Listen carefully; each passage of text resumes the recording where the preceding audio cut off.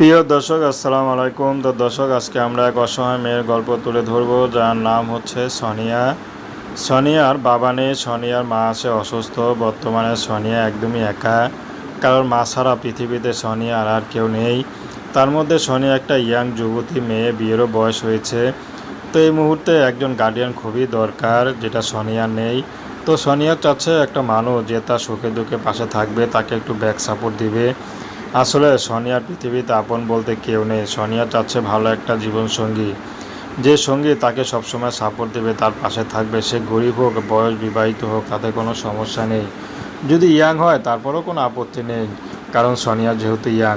তো সোনিয়া চাচ্ছে সারা জীবন একটা পার্মানেন্ট মানুষ, যে মানুষটি তার পাশে থাকবে, তাকে ছেড়ে যাবে না। তো সোনিয়া বেশি লেখাপড়া করতে পারেনি, অভাবে সংসার। তো দর্শক, এ ছিল সোনিয়ার জীবনের সংক্ষিপ্ত জীবন কাহিনী। তো প্রেম, ভালোবাসা, বিয়ে শাদী করা একান্ত আপনাদের ব্যক্তিগত ব্যাপার। আসুন আমরা ৫ ওয়াক্ত নামাজ পড়ি।